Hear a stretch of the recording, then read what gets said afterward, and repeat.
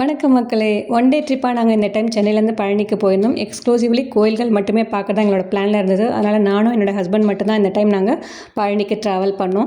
போன உடனே ஃபஸ்ட்டு திருஆவினன்குடியில் இருக்கக்கூடிய முருகரை தரிசிச்சுட்டு பக்கத்துலேயே பார்த்தீங்கன்னா சரவண பவா அப்படின்னு ஒரு சின்ன ஹோட்டல் இருந்தது. அங்கேயே டிஃபன் சாப்பிட்டுட்டு கணக்கம்பட்டி ஐயா கோவிலுக்கு போகிறது தான் எங்களோட அடுத்த பிளானாக இருந்தது. அதனால் பக்கத்தில் விசாரித்தோம். அவங்க என்ன சொன்னாங்கன்னா, கணக்கம்பட்டி ஐயா கோவிலுக்கு டைரெக்டாகவே பழனி பஸ் ஸ்டாண்ட்லேருந்து பஸ் இருக்கும். நீங்கள் அதில் போயிட்டீங்கன்னா உங்களுக்கு காஸ்ட்டு சேவிங்காகவும் இருக்கும். தனியாக ஆட்டோ வச்சிங்கன்னா ₹600 மாதிரி கேட்பாங்க அப்படின்னு சொன்னாங்க. அதனால் டைரெக்டாக பழனி பஸ் ஸ்டாண்டுக்கு திருஆவினன்குடியிலேருந்து நடந்தே வந்துட்டோம். வந்தோடனே பார்த்திங்கன்னா சர்க்குரு கோவில் போட்டு எங்களுக்கு பஸ்ஸு டைரெக்டாகவே இருந்தது. ஸோ அதில் ஏறினதுக்கப்புறம் பார்த்திங்கன்னா டைரெக்டாக கோவில் பக்கத்துலேயே இறக்கி விட்டாங்க. அப்படி இல்லைன்னா நீங்கள் நிறைய பஸ் வந்து அந்த கோவில் வழியாக போகிறது இருக்கும். மெயின் ரோட்டில் இறக்கி விட்டுருவாங்க. அங்கேருந்து ஆட்டோ சர்வீஸ் இருக்குது. நீங்கள் ₹20 கொடுத்தீங்கன்னா ஐயாவோட கோவில் பக்கத்துலேயே வந்து இறக்கி விட்டுடுறாங்க.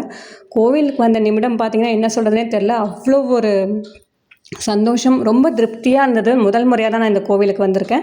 கிட்டத்தட்ட பார்த்திங்கன்னா 30 வருஷத்துக்கு பிறகு தான் நாங்கள் பழனி முருகர் கோவிலுக்கே நானும் என்னோடய ஹஸ்பண்டும் வரோம். கணக்கம்பட்டி ஐயா கோவிலுக்கு வரது இதுதான் எங்களோட முதல் முறையாக இருந்தது. பழனிக்கும் கணக்கம்பட்டி ஐயா கோவிலுக்கும் பார்த்திங்கன்னா 8 கிலோமீட்டர்ஸ் தான். அதனால் நீங்கள் 15 to 20 மினிட்ஸ் ட்ராவலில் நீங்கள் வந்துடலாம். கோவில் உள்ள பாருங்கள், ரொம்ப சுத்தமாக மெயின்டைன் பண்ணியிருந்தாங்க. நிறைய கடைகள் இருந்தது.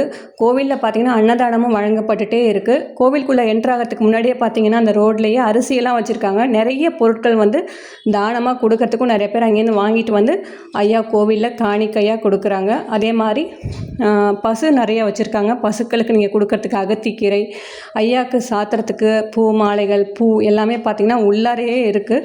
ஐயா வாழ்ந்த இடம், ஐயா அமர்ந்திருந்த மரம், ஐயாவோட ஜீவ சமாதி, இதெல்லாமே உள்ளார பார்த்திங்கன்னா ரொம்ப நீட்டாக மெயின்டைன் பண்ணுறாங்க. உள்ளாரையே பார்த்திங்கன்னா நிறைய கடைகள் இருக்குது. ஐயா சமாதி முன்னாடி நீங்கள் அமர்ந்து தியானம் கூட பண்ண முடியும். கூட்டம் ஓரளவுக்கு இருந்தது. நாங்கள் இதை முழுவதும் பார்த்து முடிச்சுட்டு வரத்துக்கு பார்த்திங்கன்னா 1 மணி நேரம் ஆணுச்சு. ஐயாவை பார்த்து முடிச்சுட்டு இங்கேருந்து கிளம்புறப்போ எங்களுக்கு ஒரு மன அமைதியும் மன சந்தோஷம் கிடைச்சதையும் நல்லா உணர முடிஞ்சுது. உங்களுக்கு வாய்ப்பு கிடைக்கிறப்போ நீங்களும் ஒரு முறை போய் அவசியம் தரிசிச்சுட்டு ஐயாவோட அருளை பெறுறதுக்கு எங்களுடைய வாழ்த்துக்கள்.